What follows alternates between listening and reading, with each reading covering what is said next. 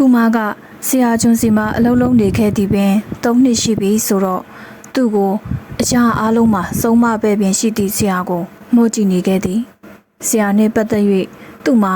မခန့်ခြင်းစိတ်နှင့်အတူဒေါသတွေဖြစ်နေရသည်တိုင်အဆောက်အုံပေါ်တက်ပြီးလီသာဆောင်မှရှိနေသည့်တစ်တော်အရာရှိနှင့်ထိတ်တိုက်တွေးလိုက်ခြင်းသည်စိတ်ပင်ဝင်လာခဲ့သည်သို့သောဆရာကျွန်းက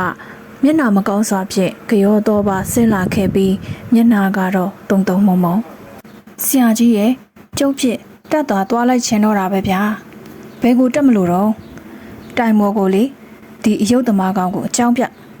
မယူစမ်းပါနဲ့ကွာသွားတခုခုအကျိုးရှိတာရှာလို့စမ်းဆရာကျွန်းကစိတ်အနှောက်အယှက်ဖြစ်ဟန်ဖြင့်ကူမားကိုရှောင်လာခဲ့သည်ထိုညက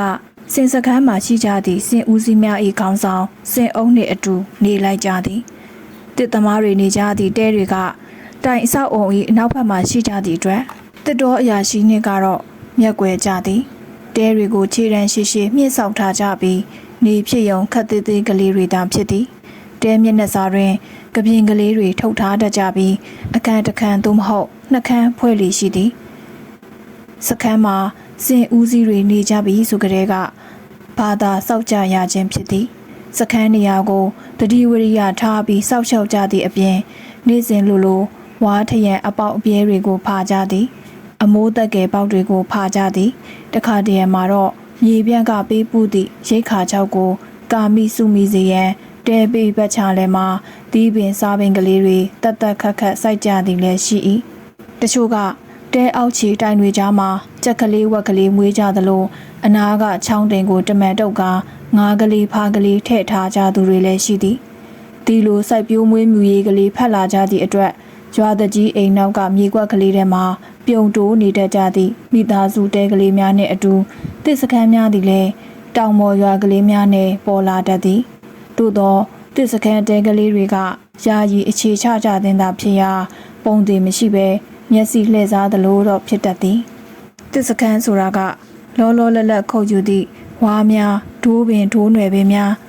ကျစ်ထားသည့်ကြိမ်များကလွဲ၍ဘာအခြားပစ္စည်းကိုမှမသုံးကြသည့်အတွက်စင်ဦးစီးများကိုယ်တိုင်တရက်နှစ်ရက်နှင့်ပြီးအောင်စောင့်နိုင်ကြသည့်ယာယီအခြေချမှုမျိုးသားဖြစ်သည်ယာသည်ကုန်ပြီဆိုလျင်တော့ဒီတစ်စခန်းကိုစွန့်ပစ်ထားခဲ့ကြသည်နောက်တရားသည်နောက်တနေရာတွင်မထင်မှတ်ဘဲမျက်လှည့်ပြလိုက်သည့်ပမာစခန်းတနေရာရှိလာရပြန်လေသည်စခန်းတိုင်းမှာစင်အုပ်နေသည့်တဲကိုအကြီးဆုံးစောက်ရန်သတ်မှတ်ထားသည့်အတွက်ဆရာကျော်နှင့်ကူမာတို့ကဒီတဲတွေမှာတဲနေကြဖြစ်သည်တခါတည်းဆရာတပည့်နှစ်ယောက်တစ်စခန်းတွေကိုရောက်ကြပြီးဆိုလျင်တဲကပြင်တွေမှာထိုင်ကြရင်ညင်တဲ့တကောင်တိုင်အောင်စကားတွေပြောကြမည်ဖြစ်၏ဆရာကျော်ကစေးဘောလေးကိုဖွာရင်သူ့ဘဝအကြောင်းမလေးယားနှင့်စင်ကာပူအကြောင်းကွဲလွန်ပြီးဖြစ်သောသူဇနီးအကြောင်းစသည်ဖြင့်စမြုပ်ပြန်တတ်သည်တစ်တော်အရာရှိကဆရာကျွန်းကိုဒေါသတကြီးဝေဖန်သည့်ညကခက်မိန်မိန်လင်းနေသည့်တိုင်အဆောက်အုံကိုငေးရင်းကူမအချိန်တော်တော်ကြာမအိပ်နိုင်ပဲရှိနေခဲ့သည်ဆရာကျွန်းကိုယ်တိုင်သူ့ကိုတတိပေးဆုံးမနေသည့်ကြားကတစ်တော်အရာရှိ၏အပြုမှုနှင့်ပတ်သက်၍သူ့ရင်ထဲကခံပြေးမှုကိုဖြေဖြောက်၍မရနိုင်အောင်ဖြစ်နေရသည်သူအိပ်ပျော်လူကလေးမှာပင်တဲကပြင်ဘက်ကိုတစုံတယောက်ချွတ်နှင်းလျှောက်လာသည့်အတန်ကိုကူမကြားလိုက်ရသည်ဆရာကျော်ဆေးလိတ်တလိမ့်နှင့်မိချစ်ဘူးကိုကာရင်ရောက်လာခြင်းဖြစ်သည်ကူမပင်ရုတ်တရက်နိုးလာခဲ့ရာကညနေပိုင်းစောစောကရှိခဲ့သည့်ဒေါသများပင်ပြန်လဲစုပွက်လာခဲ့လေသည်ကူမကရှေးနောက်မစင်စားပဲခေါင်းထဲရှိတာပြောလိုက်သည်ဆရာကြီးဟာတစ်တော်ရာကြီးကအဲ့ဒါလောက်អော်နေရတော့ဘာဖြစ်လို့တစ်ချက်ကလေးပြန်မပြောရတာတော့ကျုပ်ဖြစ်ဒေါသဖြစ်ချက်တော့ဗျာတိုင်မော်တက်ပြီးသင်ကိုသင်ကန်းစာပေးလိုက်ချင်ပုံများတော့လားဆရာကျော်ကမီးရောင်တွေလင်းနေသည်တစ်တော်အရာရှိ၏တိုင်အဆောက်အုံဘက်ကိုတစ်ချက်လှမ်းကြည့်သည်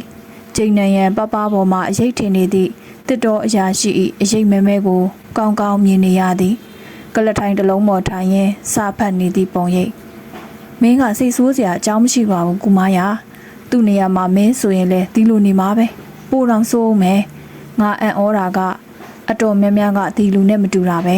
ဘလို့ဖြစ်လို့လဲဆရာကြီးဟာဥရောပတိုက်သားလူငယ်တွေဒီလိုနေရာကိုရောက်လာရတဲ့ဘဝကိုမင်းစဉ်းစားကြည့်လေကွာဆရာဝန်တွေနဲ့ဝေးဆေးရုံတွေနဲ့ဝေးဘလို့မှကိုလက်ခံနိုင်စွမ်းမရှိတဲ့ဒီလိုတောကြီးတောင်ကြီးထဲမှာငှက်ဖျားယောဂဒါမှမဟုတ် တော်ကြီးတုတ်ကွေးယောဂဒုက္ခတွေမဖိစီးခင်ဒီကောင်တွေအမျော်လင့်နိုင်ဆုံးက2 နှစ်3 နှစ်ပဲဒါကိုကုမ္ပဏီကလည်းကောင်းကောင်းသိနေတာပဲဒီကောင်တွေကအသက်မှ22 နှစ်ရှိသေးတယ်နေ့နည်းနည်းလောက်အတွင်းမှာအရွယ်နဲ့မမျှအောင်ဦးဇနာကြကုန်ကြပြီသူတို့ရောက်လာကြတော့ကလန်းလန်းဆန်းဆန်းငယ်ကုန်ကလေးနဲ့ရောက်လာကြတာကွရှိလာမှ18 နှစ်18 နှစ်ပေါ့အဲ့ဒီကာလအတွင်းမှာကုမ္ပဏီကဒီကောင်တွေလုပ်ပေးနိုင်တဲ့လောက်အကျိုးရှိနေတာပဲဒီကောင်တွေကိုတစ်စကန်တစ်ခုကနေနောက်တစ်ခုကိုလာနဲ့ချီပြီးပို့ထားလိုက်တာများကြားရဲနားရရင်ခဏတစ်ဖြုတ်ပဲအခုဒီကောင်ကိုပဲကြည့်လေတောကြီးတုတ်ကွေးယောဂပြင်းပြင်းထန်ထန်ရနေပြီဒီကောင်မင်းထက်ဘလောက်မှအသက်ပိုကြီးတာမဟုတ်ဘူးရဲ့မတက်က18 နှစ်လား19 နှစ်လားပဲရှိအောင်မယ်ဒီမှာနေရတဲ့ဘဝကိုကြည့်ပါလားမကြမ်းပါဘူးကွာအထီးကျန်နေကွာကိုစာတီအိုအိမ်နဲ့မိုင်းထောင်ကြီးဝေးတဲ့ဒေသမှာနေရတယ်ကွာတောကြီးမြက်မဲထဲမှာသူ့ဘယ်တုန်းကမှမတိခဲ့မကျွမ်းခဲ့သူတွေဝိုင်းနေတဲ့နေရာမှာနေရတယ်ကွာမင်းလန်းကြည့်လိုက်လေစာဖတ်နေလိုက်တာများမျက်နှာပေါ်မှာဘလို့အကြောက်တရားတစိုးတစည်းမှမရှိတဲ့ပုံနဲ့ဆရာလည်းရဝေးအိမ်ဝေးပဲမဟုတ်လားဆရာကြီးရဲ့ကျုပ်ကောဘာထူးလို့လဲတို့ဝေးတယ်ဆိုတာကသူ့လောက်မဝေးဘူးကွပြီးတော့တခါမှမရောက်ဘူးတဲ့နေရာကိုတို့ကိုယ်တိုင်လာကြတယ်ဆိုတာကတစ်တော်ရဲ့စုကြီးလက်ကြီးကိုရိတ်သိမ်းနေကြတာဒီစခန်းကစင်ဦးစီးတွေကိုပဲကြည့်လေစင်အုပ်ကိုပဲကြည့်လေဖြာပေါ်အိတ်မယ်ကွာဘိမ့်မိမ့်မယ်ကွာစင်တွေကိုနိုင်နိုင်နင်းနင်းကင်တွယ်နိုင်တယ်ဆိုတဲ့ကျွမ်းကျင်မှုပေါ်မှာတလွဲမာနတွေတက်နေကြသေးသကွာဒီစင်သမားတွေစဉ်းစားတာကသူတို့အဖေတွေအဆက်ဆက်သူတို့ဆွေမျိုးအဆက်ဆက်စင်တွေနဲ့ကြီးအလုတ်လုတ်ခဲ့ကြတယ်ပေါ့ကွာ